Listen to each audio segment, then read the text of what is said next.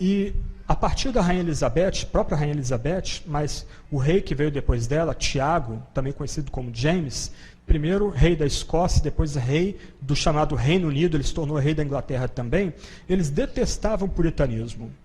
Por quê? Porque o puritanismo tinha um elemento político que questionava essa igreja que era uma via média. Os puritanos queriam purificar a igreja, queriam uma igreja radicalmente bíblica, ou, sendo mais preciso, radicalmente neotestamentária.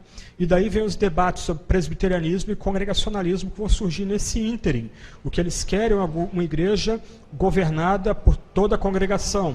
Ou, do outro lado, eles querem uma igreja governada por presbíteros. E eles diriam, não há base bíblica para o Estado apontar os bispos. Não há uma instância superior à igreja local do Novo Testamento. Esse era o tipo de debate que circulava entre os puritanos. E aqui há um ponto importante. Pelo menos nessa época, os episcopais eram profundamente calvinistas. E o próprio rei James, ou Tiago, se você preferir, ele também era calvinista. Ele foi educado por um homem chamado George Buchanan, que foi um homem que tentou começar a reforma em Portugal e teve que sair corrido de Portugal, fugindo num porão de navio. Ele acabou chegando à Escócia, era um grande educador, e foi a pessoa que educou esse rei escocês, e depois que reinou sobre a Inglaterra também. Vocês vão lembrar do rei James pela King James Version, a chamada versão do rei Tiago, que tem sido publicada aqui no Brasil. Ele que criou uma tradução que se tornou clássica no mundo de fala inglesa, para unificar todas as outras traduções. Ele que lutou para acabar com as notas de rodapé. Que ele entendia que o fiel ele tinha que ir direto ao texto bíblico e não depender de notas de rodapé.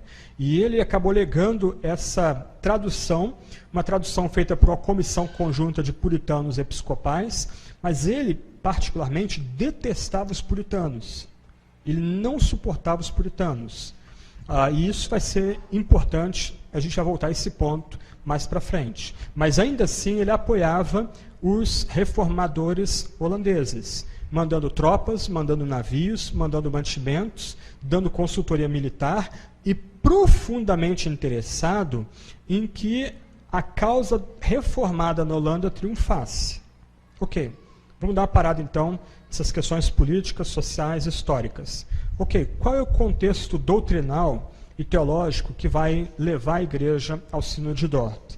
São 3 pontos principais aqui. Para quem gosta de filosofia, mais antenado com filosofia, há uma mudança conceitual aqui. Agostinho, platônico. Lutero, Calvino, platônicos. Então a abordagem deles à teologia é uma abordagem diferente daquela que se tornou padrão com um homem chamado Teodoro de Beza, onde o aristotelismo vai ser dominante. Para que isso? Por que eu estou levantando esse ponto? Porque aqueles criados numa visão filosófica mais platônica, isso é importante aqui destacar, eles vão entender que há elementos de mistério na teologia. Há pontos dentro do edifício teológico cristão que a gente tem que dizer, olha, não sei como resolver esse ponto. E se você tem alguma familiaridade com Calvino, tem lido alguns comentários dele, principalmente comentários, mas também as institutas, volta e meia, e não é poucas vezes, volta e meia Calvino diz, olha, eu não sei como interpretar esse versículo, essa passagem, eu vou deixar alguém mais competente do que eu tratar disso no futuro. Ele passa adiante e continua tratando do texto bíblico da sequência. Com o aristotelismo, começa aquele movimento chamado de escolástica protestante. E a tendência daqueles educados sobre essa outra visão filosófica é tentar responder todos os dilemas da teologia. E aqui entra o primeiro ponto que vai pavimentar o caminho para Dort. É aquele debate ligado à ordem dos decretos, chamado infralapsarianismo versus supralapsarianismo. O ponto aqui, para tentar resumir, é basicamente o seguinte. O que vem antes? A queda do ser humano ou a ordem para que o ser humano caia, para que os eleitos sejam chamados, ou a permissão para que os seres humanos caiam?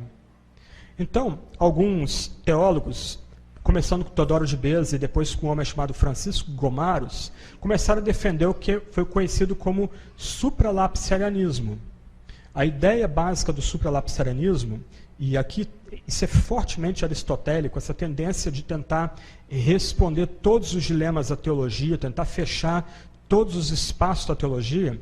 O ponto do supralapsarianismo era que Deus decretou a queda ativamente, ele ordena a queda dos nossos primeiros pais, para que os eleitos sejam chamados. Então, alguns puritanos que eram supralapsarianos, como o presidente da Assembleia de Westminster, Edward Twice, ele falava da feliz queda, de uma queda feliz. Porque se entendia, a partir dessa ordem de decretos, Deus decreta a queda e, com isso, Deus primeiro elege, depois ele decreta a queda e assim os eleitos são chamados, eles vão agora aparecer. A ideia é que a queda é uma queda para cima, por assim dizer. Do outro lado, em resposta aos chamados supralapsarianos, vem o infralapsarianismo. Eles vão dizer, como diz a Confissão de Westminster, que Deus decretou permitir a queda. Então Deus, antevendo a queda, ele, por assim dizer, elege os seus eleitos. De um lado, Deus ativamente determina a queda. É uma ação da vontade de Deus determinar a queda, porque já há previamente os eleitos e os reprovados antes do evento histórico. Do outro, antevendo o evento histórico que ele mesmo decretou permitir, e aqui é um elemento de mistério e paradoxo, eu estou citando exatamente a frase da Confissão de Westminster, Deus então elege os seus eleitos. Esse debate se tornou muito forte em Genebra, na Suíça, no final do século XVI para o século XVII, e se tornou um debate vital dentro da igreja holandesa no começo do século XVI.